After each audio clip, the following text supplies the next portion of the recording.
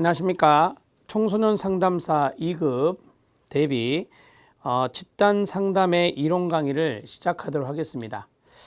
선택 과목 중에 하나죠. 집단 상담과 가족 상담. 이 집단 상담이 가족 상담보다는 점수를 내기가 좀 더 수월합니다. 특히 청소년 상담사 상급 시험 과목에도 필수 과목에 집단 상담의 기초가 나와 있습니다. 집단 상담의 기초의 기출 문제를 여러분들은 산업인력공단에 들어가면 출력을 할 수가 있습니다. 상급 문제를 출력할 수 있는데 3급 문제를 출력해서 집단 상담의 기초도 풀어보실 것을 권면합니다. 집단 상담이라고 하는 과목이 집단 상담의 기초보다는 더 어려운 게 맞겠죠. 또 급수도 한 등급 높으니까요. 그렇지만 집단 상담이 오히려 더 쉽고 집단 상담의 기초가 더 어렵게 출제된 경우도 많이 있습니다. 공개된 기출 문제를 꼭 보실 것을 추천하고요. 이거 과목 외에도 여러분들이 심리특정 평가의 활용이라는 과목이 있죠.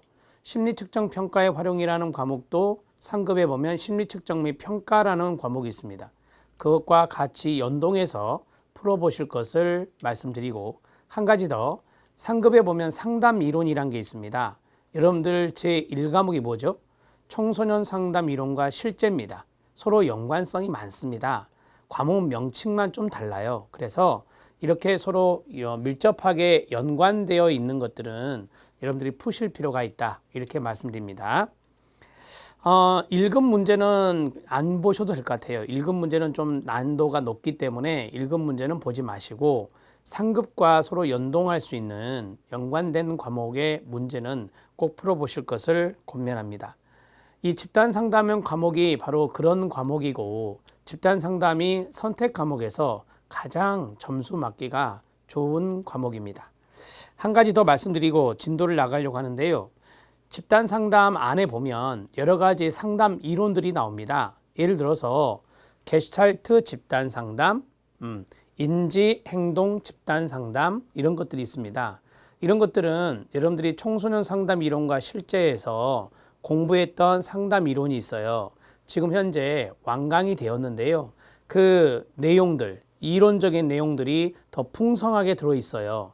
그런 이론적인 부분들을 먼저 학습하고 집단 상담으로 넘어오시는 것이 좋습니다.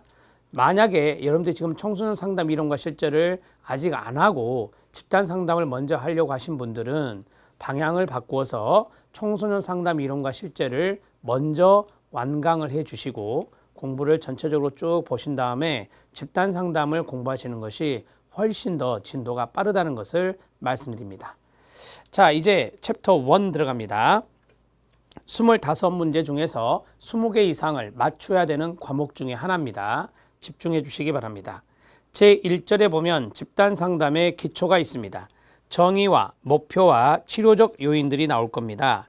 첫 번째가 개요고 두 번째가 목표입니다. 그렇죠? 세 번째가 치료적 요인인데 아마 두 번째까지 집단 상담의 목표 등까지 하면 1강이 마무리될 것 같습니다.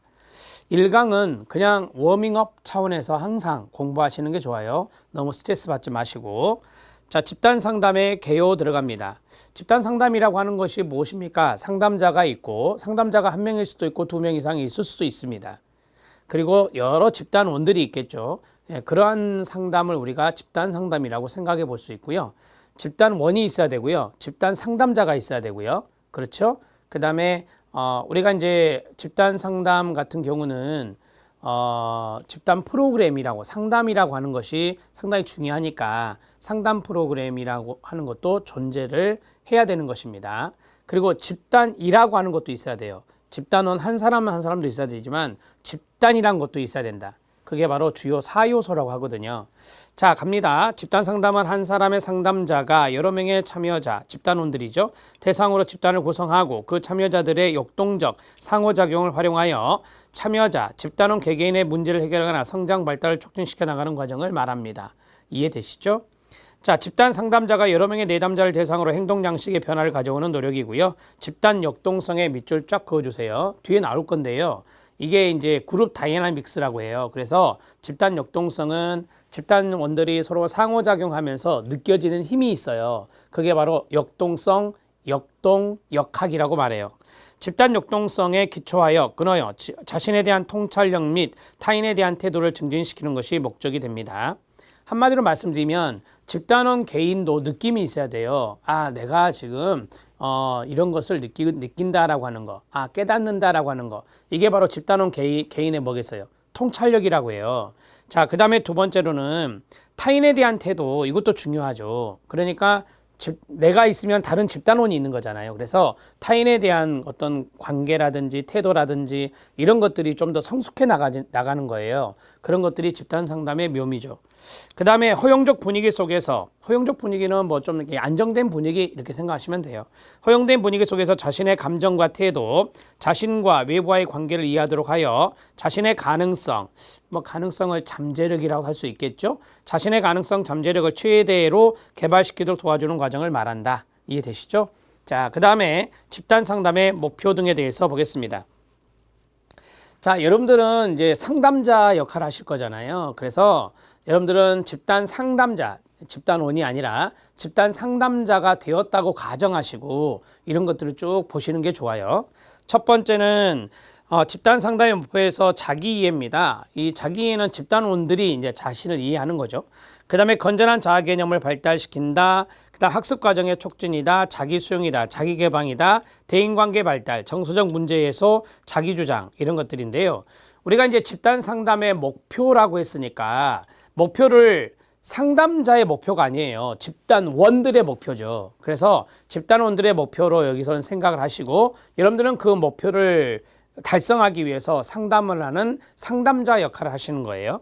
자기 이해입니다. 자신의 몸과 마음에 대한, 이 마음이라고 하는 것은 일종의 정신이라고 보시면 돼요. 그래서 자신의 몸과 마음에 관한 모든 것을 사실 그대로 이해하고 자신에 대한 이해는 다른 사람에 대한 이해를 촉진한다. 쉽게 말씀드리면 이거죠. 자기 자신을 이해할 수 있으면 타인도 이해할 수 있다라고 하는 거예요. 그 다음 자신을 정확히 볼 수 있는 능력이 생길 때 다른 사람도 정확히 볼 수 있습니다. 두 번째, 건전한 자아 개념의 발달인데요. 우리가 이제 자아라고 하는 것이 긍정적인 자아가 있고 부정적인 자아가 있잖아요. 긍정적인 자아의 발달 이렇게 생각하면 돼요. 자, 자아 개념은 인간이 세상을 어떻게 느끼고 생활 경험을 어떻게 받아들이고 주위의 중요 인물들이 자기를 어떻게 본다고 느끼느냐에 따라서 다르게 형성될 수 있어요. 그래서 이런 집단 상담을 통해서 긍정적인 자아 이런 것들을 형성할 수 있겠죠. 그 다음에 학습 과정의 촉진입니다. 쉽게 말하면 학습 촉진인데요.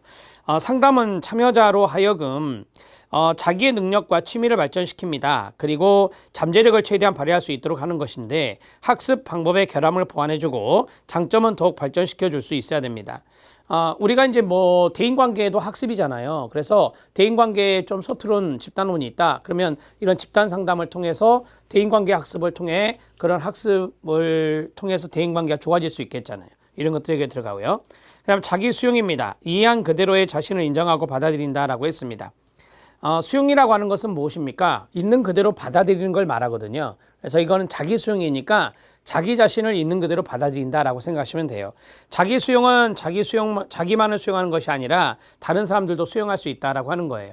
수용이란 말이 좀 어려우면 존중감이라고 생각하셔도 돼요. 예를 들어서 자기가 자기 자신을 존중할 줄 알면 타인도 존중할 수 있다라고 하는 거예요. 그 다음에 자기 개방입니다. 이해하고 수용한 자신을 그대로 나타내 보인다라고 했어요. 자, 내 자신 있잖아요. 있는 그대로의 나 자신을 다른 사람한테 보이는 거예요. 그게 바로 자기 개방이죠. 자, 이해한 자기의 일면을 완전히 수용하지 못하면 자기 개방도 어려워지고요. 자기 개방은 타인의 개방을 촉진시켜서 상호 이해 폭을 넓힙니다. 쉽게 말하면 내가 표현을 했어요. 나를. 그러면 상대방도 저 사람이 자기 자신을 표현하네. 나도 표현할 수 있겠다. 이게 앞에서 말한 허용적 분위기예요. 안정된 분위기예요. 이런 것들을 통해서 자기를 개방하면 타인도 그 자신이 개방을 한다라고 하는 것입니다. 넓어진 이해와 신뢰를 기반으로 더 깊은 자기 개방을 하게 하는 연쇄 반응으로 이루어진다라고 했어요. 우리가 주거니 받거니를 할 거 아니에요. 계속해서 1시간 반 정도 집단 상담이 이루어지는데 그럴 때 더 깊은 자기 개방이 이루어질 수 있다라, 진솔한 자기 개방이 이루어질 수 있다라고 하는 겁니다. 그런 과정을 통해서. 그다음에 대인관계 발달입니다. 참여자들은 상담을 통해 주위의 동료들과의 인간관계를 이해하고 보다 바람직한 태도를 배우게 된다. 앞에서 말씀드렸죠. 대인관계 학습. 정서적 문제 해소입니다. 상담자의 지도를 요하는 개인적이나 정서적 문제인 수줍음이나 자신감의 결여라든지 습관적인 걱정이라든지 그 다음에 동료와의 갈등 이런 것들은 상담을 통해서 수정할 수 있겠죠. 이때 상담은 개인 상담이 아니라 집단 상담이 되는 거예요. 그래서 여러분들이 알다시피 이 집단 상담에는 장점이 있어요. 자신의 정서를 다른 집단원들에게 표출할 수 있잖아요. 그러면서 카타르시스를 느끼고 환기가 돼요. 이러면서 정서적 문제가 해소될 수 있다라고 보시면 되는 거예요. 그 다음에 자기 주장입니다. 자기 표현이라고도 하겠죠. 상대방에게 피해를 주지 않으면서 자신이 나타내고자 하는 바를 그대로 나타내는 학습된 행동이라 말할 수 있는데요. 권리라든지 욕구라든지 의견, 생각, 느낌 등을 직접 상대에게 나타내는 것입니다. 우리가 이제 자기 주장이라고 하는 것을 잘 못하는 분들이 있죠. 되게 이제 수줍음이 많은 분들, 그런 분들은 자기 주장이 좀 잘 약해요. 그래서 이런 집단원들과의 상호작용 경험을 통해서 자기 주장을 잘할 수 있는 능력이 배양될 수 있다. 이렇게 보시면 돼요. 집단 상담의 목표 절대 외우지 마세요.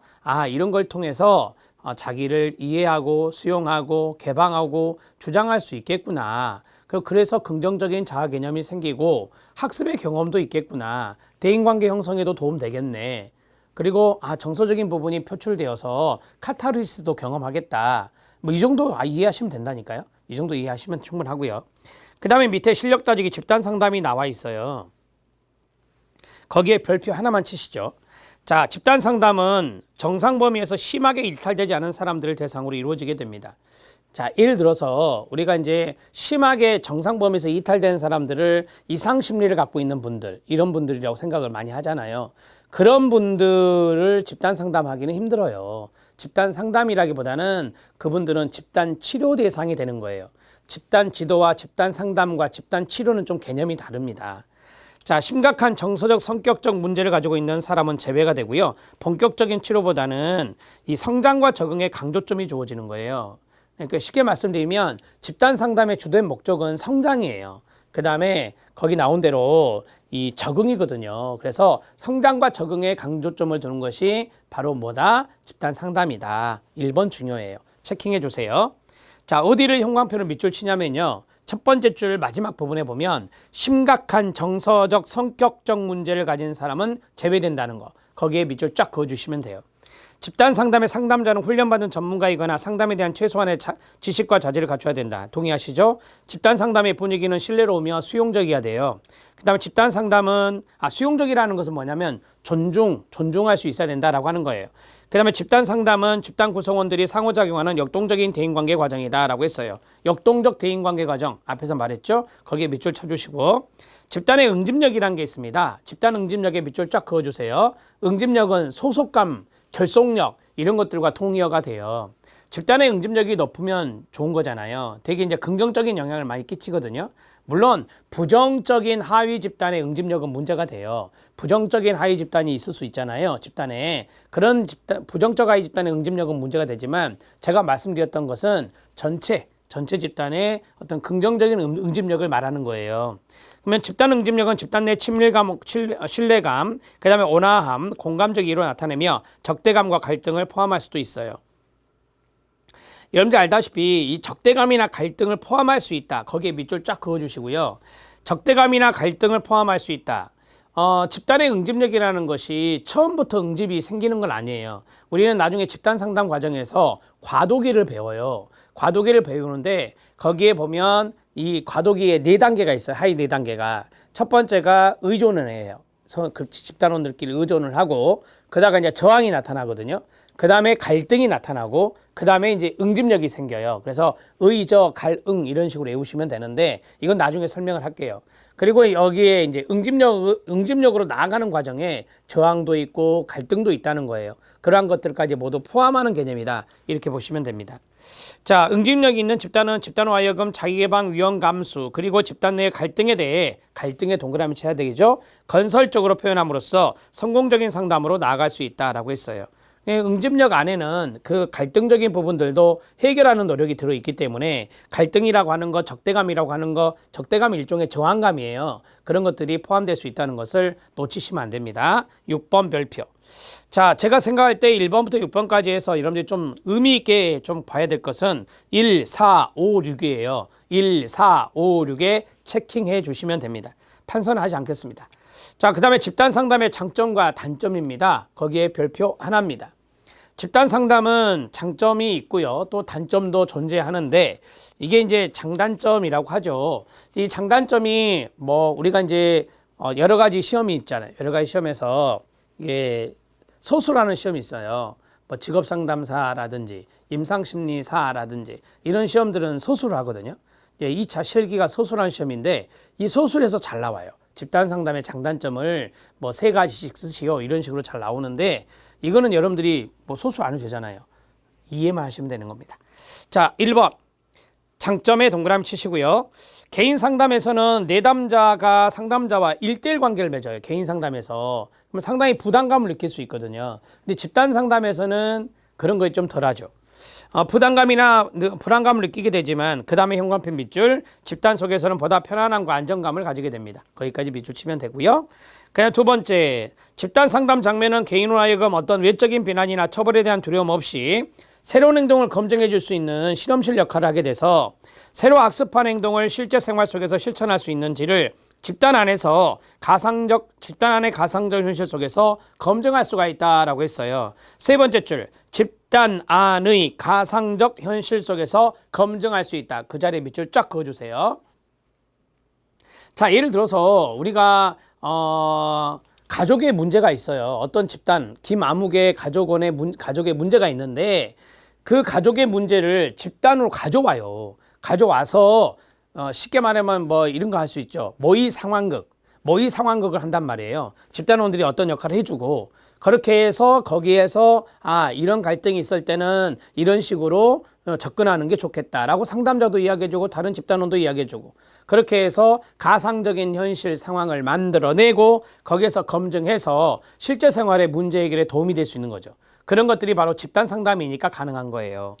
그 다음에 세 번째, 집단 상담에서는 동료들 간에 서로의 관심사나 감정을 터놓고 이야기할 수 있기 때문에 구성원들은 그 다음에 중요하죠. 소속감, 거기에 밑줄 치세요. 소속감은 응집력과 동의하라 했어요. 소속감이나 동료의식을 발전시킬 수가 있어요. 거기 밑줄 쫙 그어주시면 돼요. 그러니까 동료의식이라든지 소속감이라든지 응집력이라든지 이런 것들이 장점 요소가 된다 이 말입니다. 자, 네 번째, 집단 상담은 집단원들에게 넓은 범위의 다양한 성격, 즉 연령 달라요. 성별도 다르고 흥미도 다르고 성정 배경, 경제적 지위, 문제 행태 이런 다양한 개인들이 모인단 말이에요. 동성 집단을 구성할 수도 있지만 혼성 집단을 구성할 수도 있죠. 나이가 다른 사람도 있을 수 있고요. 자, 이러한 다양한 성격들의 소유자들과 접할 수 있는 기회가 주어진다라고 하는 거예요. 그래서 풍부한 학습 경험을 할 수 있다. 풍부한 학습 경험에 밑줄 치시면 돼요. 이게 중요한 거니까. 다양한 학습 경험을 할 수 있다라고 하는 겁니다. 다섯 번째, 서로 경청하고 수용하고 지지하고 대면할 수 있는 구성원이 많다는 점에서 집단 상담은 개인 상담에서보다 학습 효과가 더 클 수 있습니다. 학습 효과가 더 클 수 있다에 밑줄 치면 되고요. 집단 속에서는 개인이 한편으로는 직접 참여하면서도 다른 한편으로서는 그 다음에 밑줄 물러서서 관망할 수 있다는 겁니다. 자, 예를 들어서 8명의 집단원이 있다. 근데 내가 굳이 나는 안 끼어도 옆에서 듣는 것만으로 도움이 될 수 있다는 거죠. 그래서 상당히 이게 이제 안정감이나 편안함을 느낄 수 있다라고 하는 거예요. 그런 것들이 바로 장점에 들어갈 수 있습니다. 자, 특정한 대화의 내용을 취급하는데 고통이나 위협을 느끼는 경우 그런 다른 구성원들을 관찰하면서도 함께 생각하고 느낌으로 자기 자신과 타인 이해에 도움을 줄 수 있고 자신의 문제 해결에 필요한 통찰을 얻을 수 있다라고 했습니다. 제가 앞에서 말씀드린 거예요. 다른 사람의 고통과 위협을 이제 해결하는 가운데 제가 옆에서 보면서 내 문제를 깨달을 수 있고 그 다음에 거기 있는 대로 나에 대해서 이해할 수 있고 그러한 것들이 도움이 된다 이거죠. 예를 하나 들어보면 뒤에 얄롬이 말한 것 중에 집단 상담의 2점에 이런 게 있어요. 내가 진짜 지금 문제가 심각하게 있는데 그 집단 와서 보니까 나보다 더 심각한 사람도 있고 나와 비슷하게 심각한 사람들이 많더라라고 하는 거예요. 그런 걸 보면서 나만 이런 문제 있는 거 아니었구나. 다른 사람들도 이런 문제가 있고 우리 서로 힘을 합치면 이런 문제들을 서로 극복해 나갈 수 있겠구나 라고 하는 자기 자신에 대한 이해도 하고, 그 다음에 거기에 나온 대로 문제 해결에 대한 통찰, 문제 해결에 대한 깨달음, 이런 것도 얻을 수 있다는 것이 바로 집단 상담의 장점에 들어갈 수 있습니다. 집단 상담은 또한 개인 상담을 회피해온 사람이 상담 집단에 용기를 내서 개인 상담을 신청할 수 있다라고 하는 거예요. 그러니까 집단 상담에 왔다가 이제 좀 이렇게 편한 분위기에서 상담을 하는 거잖아요. 집단 상담은. 그래서 상담이 이제 좋다는 걸 알게 됐어요. 그러면서 나중에 이제 용기를 내 가지고 개인 상담을 신청할 수 있다라고 하는 겁니다. 그러한 것들이 바로 이제 집단 상담을 통해서 이루어진 거니까 집단 상담의 장점이라 말할 수 있어요. 자, 두 번째 집단 상담의 단점입니다. 거기에 별표 하나 쳐주세요. 되게 이제 단점이 출제되는 경향이 있어요. 허를 찌르는 것들이 좀 나오니까. 첫 번째는 모두한테 만족을 줄 수 없다는 거예요. 예를 들어 8명이 있다. 그럼 8명 모두 다 목표 달성하면 좋겠는데 그렇지 못하는 집단원도 있다는 거죠. 이런 것들은 문제점이 될 수 있어요. 구성원 개개인에게 모두 만족을 줄 수는 없고요. 그 다음에 집단 상담에서는 특정 내담자의 개인적인 문제가 충분히 다루어지지 않을 가능성이 많아요. 이해되시죠? 예를 들어서 개인 상담이면은 50분 동안 그 개인에 대해서 집중적으로 이야기를 하는데, 집단 상담일 때는 서로 의견을 공정하게 이야기할 수 있는 기회를 주긴 주지만 집단 상담만큼 집중적으로 하지는 못하잖아요. 그게 문제점이다라고 하는 겁니다. 자, 세 번째는 집단 상담 경험에 치우쳐서 집단 경험 그 자체를 목적으로 삼는 경우 끊어봐요. 집단이 현실 도피의 기회가 되어버릴 수 있다. 집단이 현실 도피의 기회가 되어버릴 수 있다. 거기에 밑줄 쫙 쳐주시면 됩니다. 자, 예를 들어서 집단 상담이 오면 자기 개인적인 문제를 해결하려고 좀 노력을 해야 되거든요. 근데 그렇지 않고 그냥 집단 모임 자체가 좋은 거예요. 그래서 거기 나온 대로 집단이 나의 어떻게 보면 도피처다 이렇게 생각하는 거죠. 내 문제를 궁극적으로 이야기하고 내 문제를 해결하려고 노력을 해야 되는데 그렇지 않은 분들도 있다라고 하는 거예요. 그런 분들이 되게 이제 목표 달성이 잘 안 되죠. 자, 그 다음에 참여자들이 심리적으로 준비가 되기 전에 자기 마음속을 털어놔야 한다는 집단 압력의 밑줄이요. 집단 압력을 받기 쉽다라고 하는 것입니다. 그러니까 우리가 이제 집단원들이 쭉 이야기하고 있잖아요. 이야기하고 있으면 내가 이제 이야기할 차례가 될 수도 있는 거예요. 근데 나는 준비가 안 됐는데 거기에서 다른 분들이 이야기해보세요 한단 말이에요. 그럼 이게 집단의 압력이라는 거예요. 그런 압력에 시달릴 수 있다라고 하는 거죠. 자, 그 다음에 넘어갑니다. 이해되시죠? 모든 사람이 집단 상담에 모두 적합하진 않다. 앞에서 말씀드렸잖아요. 뭐 심각한 성격장애라든지 이런 이상 심리를 갖고 있는 분들은 적합하지 않다라고 했잖아요. 그래서 모든 대상이 집단 상담에 적합하지는 않다. 예를 보면 거기 밑줄 쫙 그어주세요. 많은 의심이 있다든지 지나친 적대감이 있다든지 심한 정서장애가 있다든지 이럴 때는 부적합 대상이거든요. 자, 그 다음에 집단 상담이 개인의 생활 양식과 가치관의 변화를 초래할 경우 개인이 안정감을 상실할 가능성이 있다라고 했어요. 개인의 안정감 상실 위험, 거기에 밑줄 쫙 그어주시면 돼요. 이런 거죠. 내가 A라는 생활 양식을 가지고 라이프 스타일을 가지고 살아왔는데 집단원들과 같이 이제 이렇게 상호작용하면서 거기에 의도적인 변화를 일으키려고 해요. 의도적인 변화를 일으킨다고 한다면 이제까지 그 집단원 개인이 가졌던 안정감 이런 것들이 이제 위협을 받잖아요. 그런 것들이 문제가 될 수 있다라고 하는 것입니다. 자, 그 다음에 7번째입니다. 동료들과의 상담 집단이 대체로 유리하지만 그 반대 의견도 생길 수 있는데요. 비슷한 연령과 생활 환경을 가진 참여자들로 구성되면 참여자들의 공통적인 문제가 주로 논의되기 쉬우며 다른 다양한 성격과 수준의 참여자들로부터 자극을 받거나 배울 기회가 없게 된다라고 하는 거예요. 7번째는 참고만 하셔도 되는데 이 7번째는 이런 거예요. 좀 비슷한 성향의 사람들이 모일 수 있어요. 이걸 동질 집단이라 하거든요. 동질 집단. 동질 집단이 모이게 되면은 학습의 기회가 다양한 집단, 이질 집단이라는데 이질 집단보다는 어떤 다양한 경험의 기회가 줄어들 수 있어요. 그러니까 7번 같은 경우는 동질 집단의 문제점이라고 보시면 돼요. 동질 집단 문제점이라고 생각하시면 되겠습니다. 물론 동질 집단에 좋은 점도 있죠. 하지만 세 번째 줄처럼 참여자들로부터 많은 다양한 자극을 받거나 배울 기회가 좀 줄어든다는 게 문제점이 된다는 겁니다. 세 번째 별표. 세 번째는 이 출제될 확률이 아주 높습니다. 필기에서. 자, 집단 상담이 필요한 경우에요. 첫 번째, 사람들에 대한 깊은 이해가 필요하고 그 다음에 가로, 자신에 대해 객관적 시각을 배우고자 하는 내담자, 가로 닫고. 자신에 대해서 객관적인 시각을 배우고자 한다면 다른 집단원들이 있어야 돼요. 그렇죠. 집단 상담이 적합하겠네요. 두 번째, 자신과 다른 성격, 생활 배경의 사람들에게 끊어요. 배려와 존경심을 배워야 하는 내담자. 자, 다른 성격이나 다른 생활 배경에 있는 사람들이 같이 모였어요. 그럼 이제 배려심이라고 하는 것이 나타나죠.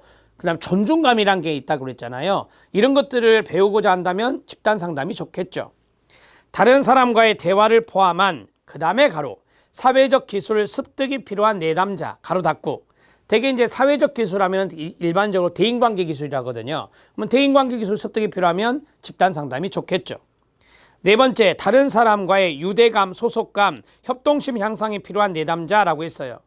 자, 유대감부터 가로요. 유대감 하려면 집단, 소속감 하려면 집단, 그 다음에 협력, 협동심의 함양. 이것도 뭐예요? 집단. 집단 상담이 좋겠죠. 그 다음에 다섯 번째, 자기의 관심사나 문제에 대해 그 다음에 가로, 다른 사람의 반응이나 조언이 필요한 내담자, 가로 닫고요. 자, 내가 어떤 문제가 있는데 다른 사람이 거기에 대해서 피드백을 줘요. 반응을 해준다고요. 그러면 집단 상담이 좋겠죠. 동료나 타인의 이해와 지지가 도움이 되리라고 판단되는 내담자. 자, 거기에 보면 타인의 이해와 지지란 말이 있죠. 거기에 가로쳐 주세요. 타인의 이해와 지지로 내가 도움을 받고자 한다. 그러면 물론 개인 상담도 될 수 있겠지만 많은 집단원들로부터 이해받고 지지받으면 도움이 되겠죠. 이런 것들이 다 집단 상담의 좋은 점이 됩니다. 일곱 번째, 별표. 자기 문제에 관한 검토 분석을 깊이, 동그라미. 유보하기를 원하고, 유보의 동그라미. 자기 노출에 관해 필요 이상의 위협을 느끼는 내담자가 있다라고 했어요. 마지막에다 이걸 쓰시면 돼요.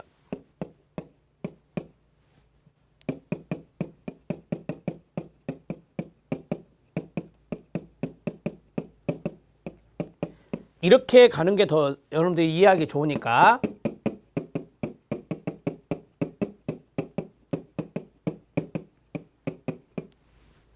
어떤 내담자가 있는데요. 그 내담자는 자기 문제를 분석하는 거 싫어해요. 그리고 자기 문제를 이야기하는 거 그냥 유보하고 싶어 해요. 유보란 말 아시죠? 좀 미루고 싶어 한다고요. 자, 그 다음에 자기 노출에 대해서, 자기가 이야기하는 자기 노출에 대해서 필요 이상의 위협을 느껴요. 그러면 집중적으로 하는 개인 상담은 상당히 부담을 느낄 거예요. 이런 분들은. 개인 상담할 때, 상담자와 1대1로 할 때는 상담자는 그 내담자에 대해서 분석을 하거든요. 거기 나온 대로 검토를 하거든요. 근데 거기에 대해서 내담자가 싫어요. 내담자가 기피해. 그 다음에 유보하고 싶어요. 그런데 개인 상담은 그게 안 되거든요. 개인 상담은 집중적인 분석을 많이 해요. 자, 그 다음에 개인 상담은 훨씬 내담자가 더 많은 이야기를 해야 되거든요. 그렇기 때문에 자기 노출을 많이 해야 돼요. 상담자에게. 그래서 자기 노출을 하는 데 있어서 필요 이상의 위협을 느낀다. 이런 분들은 개인 상담이 너무너무 힘들어요. 그럴 때는 옆에서 이렇게 다른 사람 이야기한 거 관망하면서 볼 수도 있고, 그 다음에 자기 문제에 대해서 분석하는 거, 이거 뭐 다른 사람 분석도 해야 되잖아요. 상담자가. 다른 사람들이 많은데 다른 사람 분석도 해야 되고, 물론 내 문제 분석도 시기적절할 때 분석도 들어가야 되겠죠. 자기 문제 해결하러 왔으니까.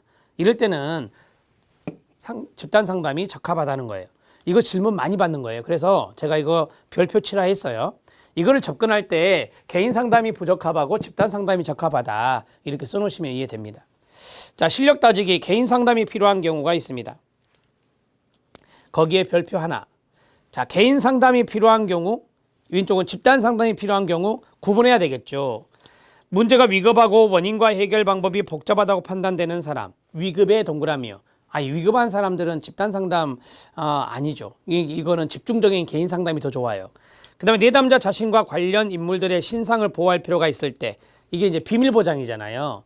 집단 상담은 여러 집단원들이 내 정보에 대해서 알고, 그 다음에 그 내용이 뭐 예를 들어서 집단원들이 헤어졌을 때 그래서 어디에서 내 이야기가 나올지 모르잖아요. 그런데 개인 상담은 이 내담자 자신과 관련 인물들은 대개 이제 가족들이 되겠죠. 거기에 대해서 신상보호, 비밀보장이 잘 이루어지는 것이 개인 상담이거든요.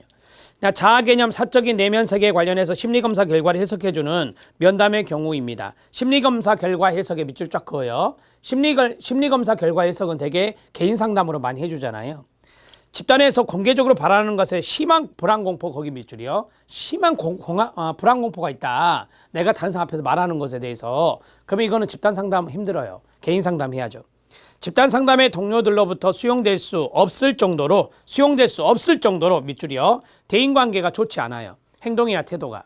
그러니까 뭐랄까요? 다른 사람들이 이걸 수용하지 못한다는 것은 적대적인 행동이라든지 공격적인 행동이라든지 그런 사람은 집단 상담 안 되겠죠. 자, 자기 자신에 대한 탐색이나 통찰력이 극히 제한되어 있다라고 했어요. 그러니까 자기 자신에 대한 탐색이라든지 그 다음에 통찰력이 극히 제한되어 있으면 개인 상담이 좋아요. 어느 정도 통찰력이 있고 또 자기 탐색도 자기 이해하고 싶으면 집단 상담을 해야 되는 것이고 그게 더 좋은 것이고, 여기 통찰에 제한이 있다 그러면 집중적으로 그 상담자가 여기에 대해서 그 이유나 이런 것들을 파악한 다음에 우리가 이제 설명을 해주고 해석을 해주고 통찰할 수 있게 도와줘야 되거든요. 그럴 때는 이제 개인 상담이 좋다. 상담자나 다른 사람들로부터 주목과 인정을 강박적, 거기에 밑줄이요. 강박적으로 요구할 것으로 판단되는 사람.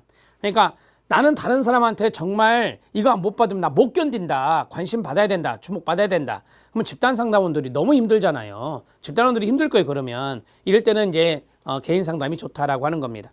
폭행이나 비정상적인 성적 행동을 취할 가능성을 보이는 내담자. 당연히 안 되겠죠. 집단 상담 안 된다고요. 폭행이나 비정상적인 성적 행동을 취할 가능성이 있으면 이건 개인 상담해야 된다는 거예요. 그러니까 여러분들 항상 생각을 하세요. 아, 이게 집단 상담 쪽에 유리할까? 아니면 개인 상담 쪽에 유리할까? 이거를 구분하는 연습을 하셔야 되는 거예요. 그래서 제가 3번 집단 상담이 필요한 경우와 그다음 실력 따지기에 있는 개인 상담이 필요한 경우를 둘로 양분해서 정리해 놓은 건데 이 두 가지 다 알아놓으실 필요가 있어요.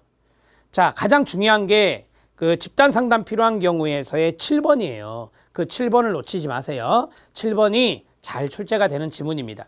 다시 한번 봐드리면 자기 문제에 대한 검토나 분석을 기피하거나 유보하기를 원해요. 그리고 자기 노출에 대해서 필요 이상의 위협을 느껴요. 그러면 이런 사람들은 집단 상담이 좀 더 낫다는 거죠. 개인 상담이 부적합하고. 정리됐죠? 자, 기출문제 확인 학습. 한 내담자가 개인 상담과 집단 상담을 동시에 참여하게 되는 상담 모델이 있습니다. 자, 거기 보면은 첫 번째 1번에 자, 현관펜 준비하세요. 병행 상담이란 말이 있어요. 첫째 줄 마지막에. 거기에 현관펜 밑줄 치고요. 그 다음 두 번째 줄에 보면 연합 상담이란 게 있어요. 연합 상담에 밑줄 치고요. 이게 이제 시험 지문에 나왔던 것인데 이해를 하시면 됩니다. 한 내담자가 한 상담자에게 개인 상담과 집단 상담을 동시에 참여하게 되면 병행 상담이라 하고요. 한 상담자에게 개인 상담을 받고 다른 상담자에게 집단 상담을 받는다라고 한다면 이것은 연합 상담이라고 이야기하는 것입니다. 그러니까 이 두 가지의 궁극적인 차이점은 뭐냐면 상담자가 바뀌냐 안 바뀌냐 이거예요. 상담자가 안 바뀐 상태에서 개인 상담과 집단 상담을 같이 받을 수 있거든요. 이것을 이제 병행 상담이라 하는 거고, 한 상담자는 개인 상담을 하고 다른 상담자는 집단 상담을 하고 이런 것들이 이제 연합 상담이다. 이렇게 보시면 돼요. 자, 심한 성격적 문제를 갖고 있을 때 연합 상담이 단독 상담보다 효과적일 가능성이 크다라고 했어요. 심한 성격적 문제 밑줄 쫙 그어주세요. 심한 성격적 문제가 있다 그러면 한 상담자에게는 개인 상담을 받고 다른 상담자에게 집단 상담을 받을 필요가 있다라고 하는 거죠. 여기서 집단 상담이라고 하는 것을 받을 수 있는데요. 심한 성격적 문제가 있는 사람들이라겠죠. 그러면 이런 것들을 동질 그룹을 해야죠. 심한 성격적 문제가 있는 사람들끼리 동질 그룹을 해서 우리가 집단 상담을 할 수가 있죠. 정확히 말하면 집단 치료가 되겠죠. 성격적인 문제라고 했으니까 집단 치료 쪽에 좀 가까울 수 있습니다. 연합 상담이 단독 상담보다 효과적일 수 있다. 왜냐하면 뭐 개인 상담도 필요하기 때문에 그래요. 여러분 여기서 단독 상담은 뭐예요? 단독 상담은 개인 상담을 말해요. 자, 그 다음에 아동기에 성폭행을 당했거나 수치인과 관련된 문제가 있는 내담자의 경우는 끌어봐요. 정신역동적 연합상담이 단독상담보다 효과적일 가능성이 크다라고 했어요. 아동기니까 과거잖아요. 성폭행이다. 그러면 이건 정신적인 외상이 심각하겠어요. 따라서 정신분석적인 상담을 해야 돼요. 정신분석적인 연합상담이 단독상담보다 효과적일 가능성이 크다. 당연한 거 아닙니까? 개인 상담도 필요하고 그 다음에 말씀드렸던 대로 다른 상담자에게 집단 상담도 받을 필요가 있다라고 하는 겁니다. 병행 상담과 연합 상담 모두 단독 상담보다 중도 탈락자가 발생할 비율이 낮다. 그 자리에서요. 높다 X. 높다 X. 우리가 이제 병행 상담이 됐든 연합 상담이 됐든 이 단독 상담하고 비교를 했을 때 중독 탈락자, 그래 중간에 탈락하는 사람, 이런 사람들이 이제 발생할 비율이 낮다라고 보실 수 있어요. 왜냐하면 개인 상담하고 그 집단 상담하고 같이 이루어지기 때문에 중도에 탈락하는 경우는 이 단독 상담보다는 좀 적다라고 보시면 됩니다. 자, 이거 기출문제 확인 학습을 제가 이렇게 정리해 드릴게요. 그림으로 해볼게요.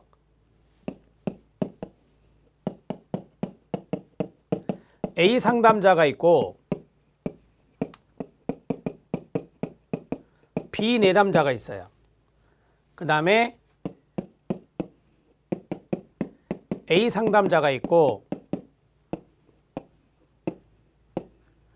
집단원들이 7명이 있는데 여기에 B 내담자가 들어있는 거예요. 자, 이게 무슨 상담이죠? 개인 상담이죠. 이게 무슨 상담이죠? 이게 집단 상담이죠.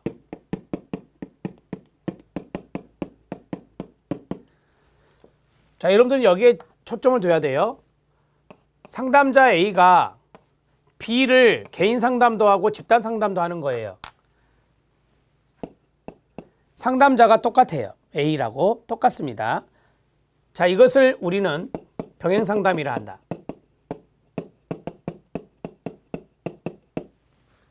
자, 그 다음에 두 번째는 상담자가 달라지죠. A가 B를, 이게 상담자입니다.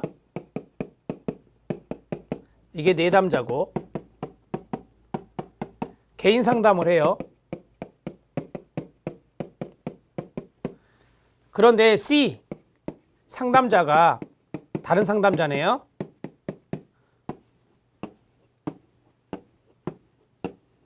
일곱 명의 집단원이 있는데 이 B 내담자를 뭐예요? 집단 상담합니다. 이거를 연합 상담이라 이렇게 말해요.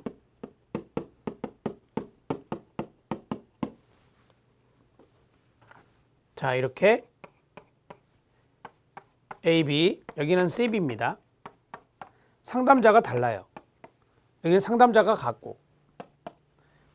그래서 병행 상담의 개념과 연합 상담의 개념, 이런 것들을 좀 잘 알아두시라 이렇게 말씀드렸어요. 자, 그럼 여기 밑에다가 병행 상담과 연합 상담이 있는데 반대편에 단독 상담이 있어요. 자, 이것과 이것을 비교한 게 중도 탈락자 발생이었잖아요. 중도 탈락자. 중도 탈락자 발생 비율. 이게 더 높죠. 병행 상담과 연합 상담. 이 내담자가 상당히 많은 상담에 개입을 하고 있잖아요. 상담에 참여를 하고 있어요. 그렇기 때문에 단독 상담보다는 중도 탈락의 발생 비율이 병행 상담과 연합 상담이 더 낮다. 이렇게 보시면 되겠습니다. 이 정도 하시면 돼요. 이 정도 하면 충분할 것 같습니다. 자, 그 다음에 이제 집단 상담과 토의 집단의 차이가 있는데 내용과 과정, 양극성과 통일성, 형식성과 자발성, 객관성과 주관성, 그 다음에 제한성과 솔직성, 이런 것들이 쭉 나오죠. 지도성의 차이 이런 게 나오는데 이건 예전에 좀 나왔었어요. 요즘은 거의 나오지 않더라고요.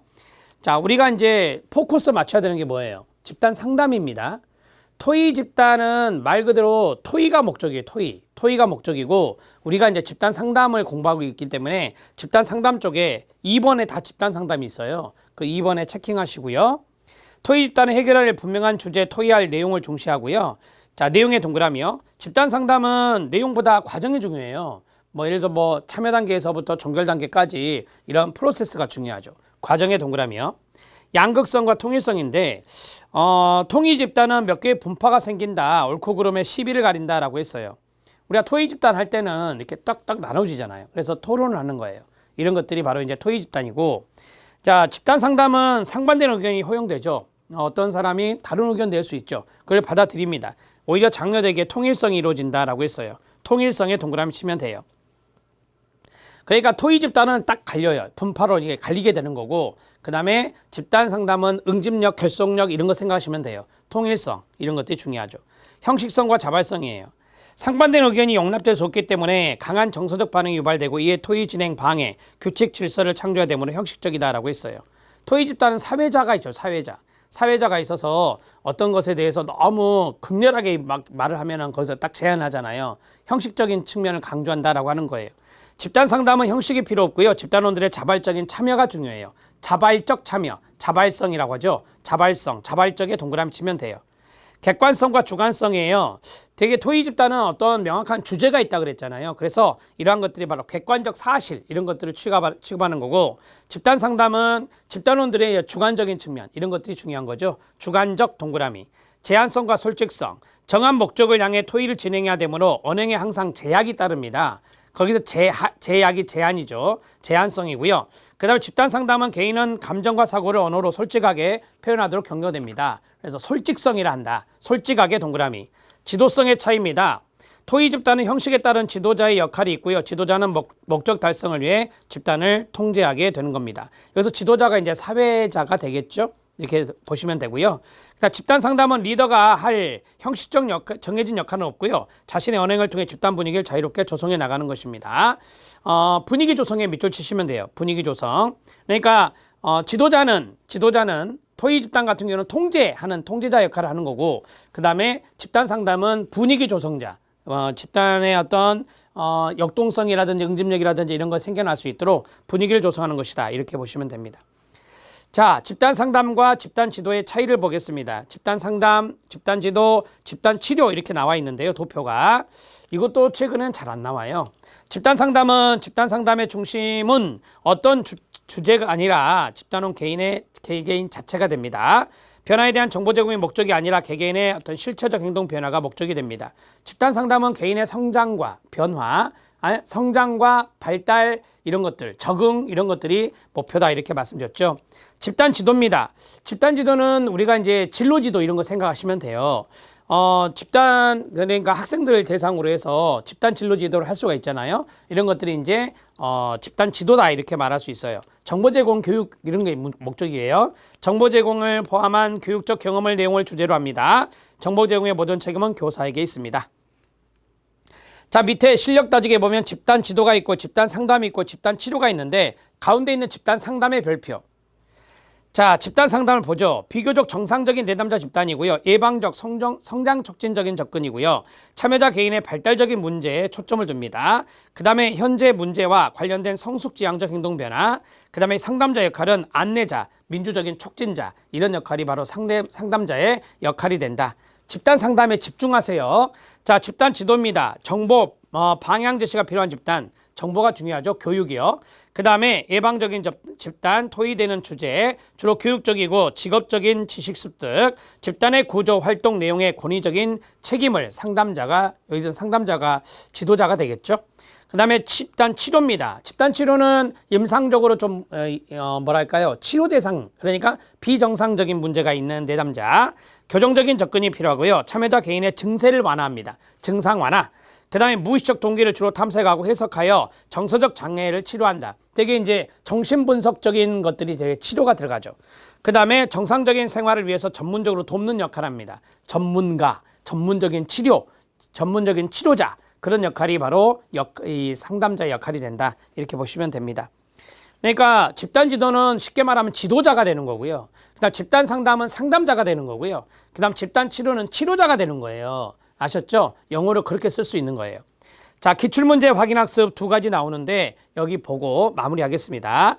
자, 집단 상담의 유형이 있습니다. 참 만남 집단 별표 하나. 그 다음에 가이던스 집단, 지도 교육 집단이라 합니다. 상담 집단 별표 하나, 치료 집단, 자조 집단, T 집단, T 집단의 별표 하나, 그 다음에 구조화 집단 별표 하나입니다. 이 집단의 유형은 뒤에 또 나와요. 뒤에 이제 챕터에 나오니까 그때 보기로 하는데, 우리가 이제 집단 상담이라고 하는 것을 어느 정도 지금 배웠으니까 집단 상담의 유형을 보자는 거예요. 참 만남 집단을 다른 말로 시작, 성장 집단 상담이라고 그래요. 성장의 형광펜 밑줄. 타인과의 보다 의미 있는 만남과 만남의 동그라미. 그래서 참 만남 집단이라고 그래요. 엔카운터 집단이라고 하는데, 자, 만남과 접촉을 통해 인간관계에 대한 경험적 통찰과 학습, 인간 실존에 대한 자각을 강조함으로써 참 만남 집단이 바로 실존주의와 현상학에 영향을 받는 거예요. 이 실존에 대한 자각을 강조하며 건강하고 정상적인 청소년들이 그들 자신뿐만 아니라 다른 사람들과도 더 친근감을 갖고 만날 수 있도록 도움으로써 그들이 더욱 성장하고 발전할 수 있게 하는 겁니다. 성장 집단 상담, 거기에 별표. 성장 집단 상담을 다른 말로 뭐라 한다? 참 만남 집단이라 한다. 1번 같이 읽어요. 시작. 비교적 정상 범위의 적응 수준을 가진 사람들을 대상으로 한다. 동의하시죠? 2번 시작. 인원은 8명에서 12명 정도가 적당하나 대상자 특성에 따라서 달라질 수 있습니다. 대개 8명이 좋아요. 그 다음에 세 번째 시작. 집단원 간의 역동적 상호작용을 통한 변화와 성장을 지향한다. 성장의 밑줄. 네 번째 시작. 지도자와 집단원이 정기적으로 만나 상호 수용적 분위기에서 진행한다. 상호 수용적 분위기에 밑줄 치면 돼요. 왜? 만남이 중요하니까. 만남과 접촉 이런 것들이 중요하기 때문에 상호 수용적 분위기를 만들고 그때 진행하는 게 좋아요. 어렵지 않죠? 정리가 됩니다. 가이던스입니다. 가이던스 집단은 교육이란 말이 중요해요. 체계적 교육 목표를 가지고 강의, 교수 등 구조화된 방법을 쓰는 것이 가이던스 집단이고요. 상담 집단이 있습니다. 개인의 성장과 발달뿐만 아니라 성장의 방해 요소를 제거시키거나 끊어요. 자기 인식에 초점을 두는 집단 상담으로 일상생활에서 어려움을 겪는 일반인을 대상으로 대인관계 문제, 자기 이해 촉진, 증진, 부적응 행동의 극복 이런 것에 도움을 주는 게 상담 집단이라고 해요. 그러니까 참만남 집단하고 다른 점은 뭐냐면 참만남 집단은 성장을 위주로 하는 것이에요. 성장. 근데 상담 집단 같은 경우는 성장도 있어요. 발달도 있어요. 그러나 방해 요소가 있으면 그거를 제거하는 것까지 있어요. 상담을 통해 제거하는 것까지. 그래서 우리가 상담 집단과 참만남 집단, 즉 성장 집단 상담하고는 좀 구분하셔야 됩니다. 치료 집단입니다. 주로 병원이나 임상장면 치료 목적으로 장기 집단 형태로 운영되는 것이고요. 셀프 헬프 그룹 아시죠? 자조 집단은 공통의 문제나 관심을 가진 사람들이 모여 문제를 효율적으로 대처해 나갈 수 있도록 동기를 갖게 하는 지지 체제를 형성하는 집단이 됩니다. 자, 이 자조 집단의 대표적인 게 익명의 단주 모임인 AA죠. 단주 모임, 단도박 모임 이런 것들이 바로 이제 자조 집단이 된다. 그래서 공통의 문제가 있을 때 서로의 지지 체계를 형성하는 것이다 라고 보시면 돼요. T 집단, 트레이닝 그룹이라고 해서 훈련 집단이라고 그래요. 훈련 집단, 중학교, 고등학교 학급 단위로 이루어지는 훈련 집단에 밑줄 쫙 그어요. 훈련 집단이나 대학생들을 대상으로 하는 인간관계 훈련 집단에만 밑줄 쳐요. 훈련 집단 또는 잠재력 개발 훈련 집단 등으로 소집단의 훈련, 거기서부터 가로 소집단의 훈련부터 시작. 소집단의 훈련을 위주로 형성된 집단을 훈련 집단 일명 T 집단이라고 한다. 가로 닫고요. 이게 개념이거든요.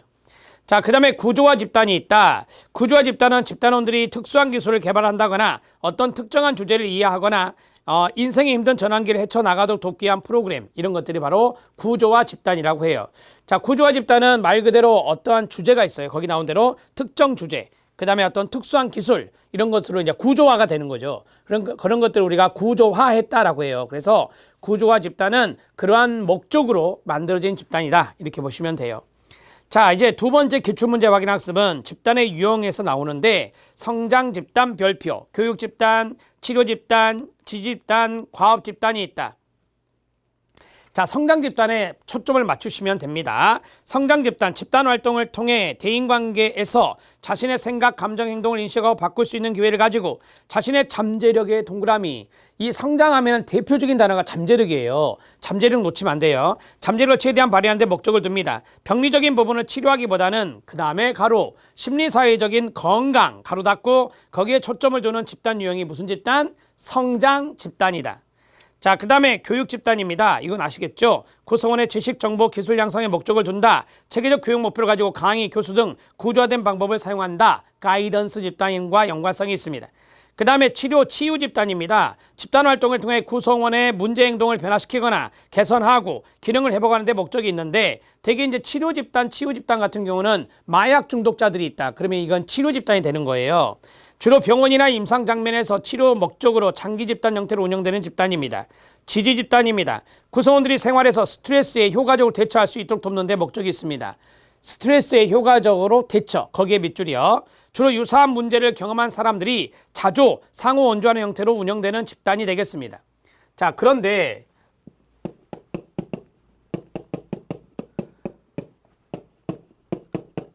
이 두 가지의 차이점은 뭐냐면 여기는 이제 상담자가 자조니까 상담자가 적극적인 개입을 하진 않아요. 적극적인 개입을 하지 않는다. 셀프 헬프예요. 자, 그 다음에 지지 집단은 상담자가 적극적인 개입을 하죠. 상담자가 개입을 자조 집단보다는 적극적인 개입을 하면서 상호 간에 집단 상호 간에 지지가 이루어질 수 있도록 하는 것이에요. 과업 집단입니다. 태스크 그룹이라 하죠. 과업 달성, 결과의 도출을 위해 또는 과업을 수행하기 위해 만들어진 집단으로 문제에 대한 해결책과 새로운 아이디어를 도출하기 위한 집단 유형이다 라고 했어요.